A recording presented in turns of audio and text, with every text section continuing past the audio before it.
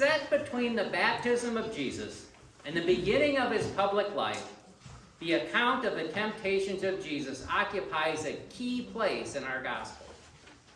In the story we're about to hear, Jesus was led into the wilderness, and for 40 days he didn't eat. He fasted. And then evil came, and his weakened state tried to tempt him. Now let's be clear about something right off the bat here. This is a story. It's not meant to be a historical account or an affirmation that some literal devil is trying to derail Christians. That's simply bad exegesis and bad theology. Instead, we're invited by Matthew to engage with this text with the understanding that it's the struggle that Jesus is experiencing that's important here. A struggle that we all know well. Here now, once again, perhaps with new ears this time, the story of the temptation of Jesus.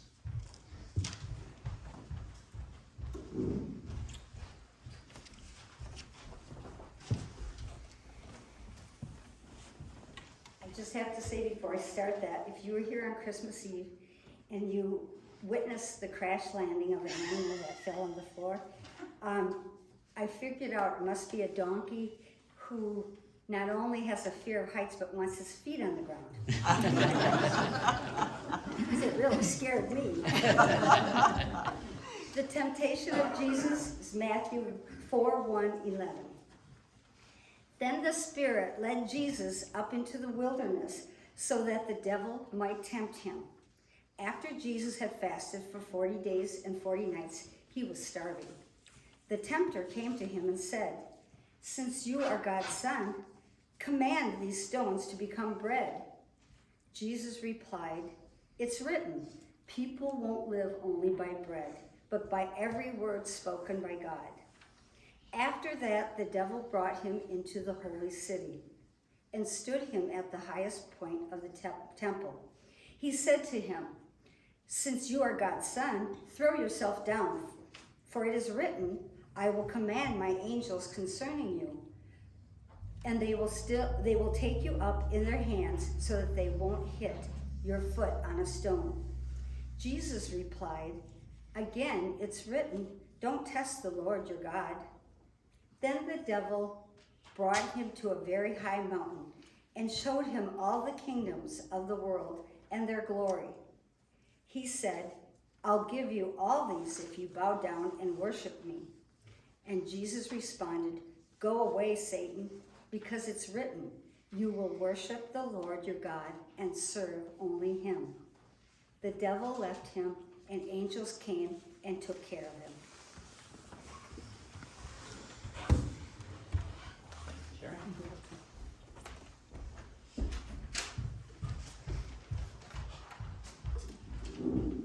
Jesus was hungry. He fasted for 40 days. So the temptation here, according to the story, is for Jesus to miraculously turn a stone into a loaf of bread. Now there are also two other temptations listed: to put God to the test, and to selfishly pursue worldly wealth and power. Temptations we would do well to avoid, of course. We all know that we shouldn't put God to the test, right? But if we do so in times of great despair. We try to bargain, right? God, if you spare my loved one, I'll be a better person. I'll give to the needy. You fill in the blank. But we also know that life and faith simply doesn't work that way. Now, the other temptation is to avoid becoming overly enamored with worldly power and wealth. And again, this is something that we do. It's a part of the human condition. It's a part of the human condition to seek the security of wealth and the illusion of control. But in the end, all the worldly wealth and power are just that, illusions. But today I'd like to dig in a little bit further on this first temptation, this whole bread thing. I'd like to focus here for a couple of reasons. First, it doesn't feel so much like a temptation as it does a logical thing to do. I mean, think about it for a second. If you're starving, if you haven't eaten for 40 days and you had the ability to turn some random stone, some rock that nobody was using into a loaf of fresh bread, well, I mean, why not? But again, a literal reasoning isn't the point of this illustration. Because there's some deeper reason for leaving that stone to be well a stone. And that reason may just be that Jesus knew where bread came from.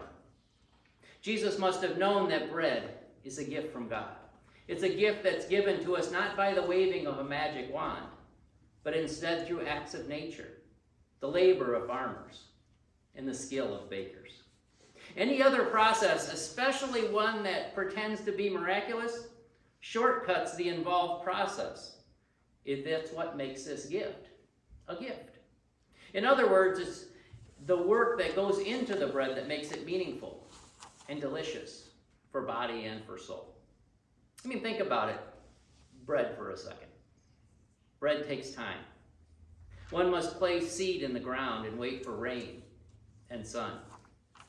One must weed and harvest, and then thresh and preserve, and then grind it into flour, add ingredients, knead and bake, and then finally serve and enjoy. But it doesn't end there, because the process begins again. One takes the leftover seeds and places them in the ground for a new crop to emerge. And I think this illustration offered to us by Matthew today demonstrates this cycle of life. This cycle that we see lived throughout the life of Christ and in our own lives as well.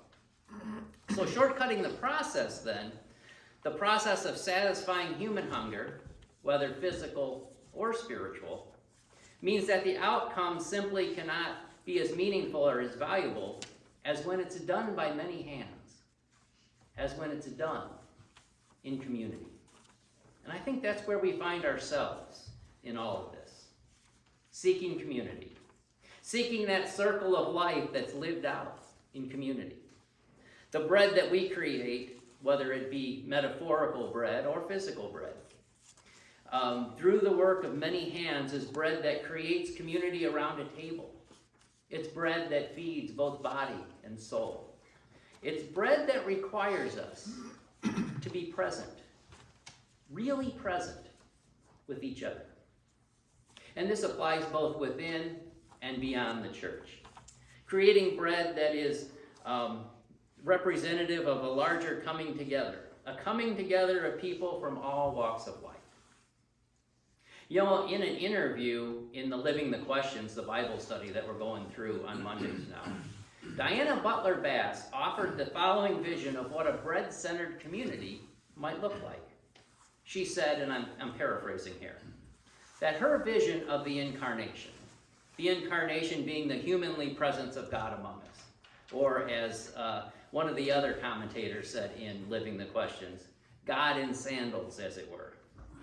Well, she's saying that her vision of the incarnation is akin to that of community.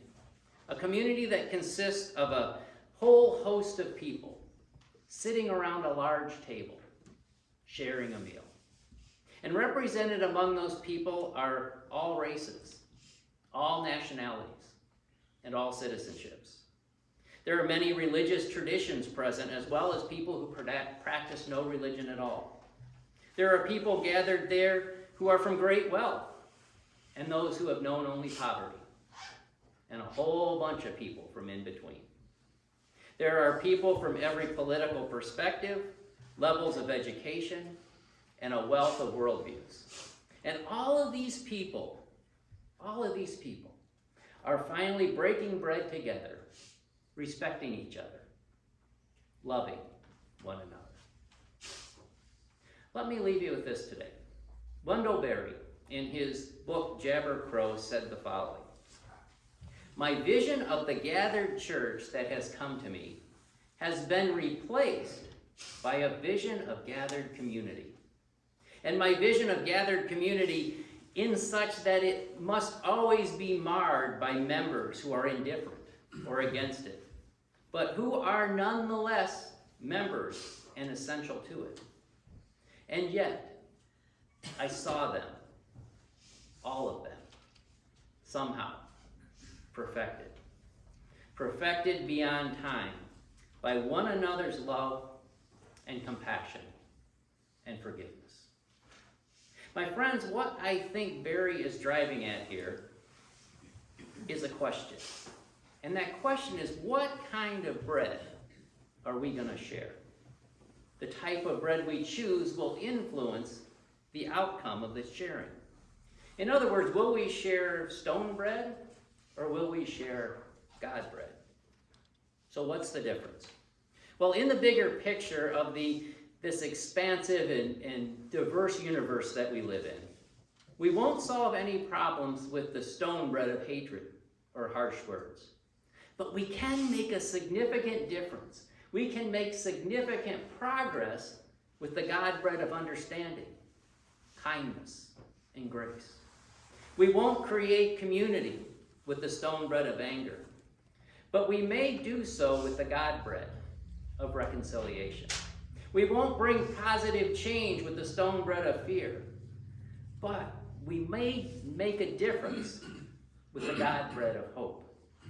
And we won't grow a society with the stone bread of alienation or separation, but we may do so with the God bread of acceptance and affirmation. So, why don't we do this? Why don't we chuck those stones? Not at each other, but in favor of time-consuming, inclusive, long community process of baking some bread. The kind of bread that lasts.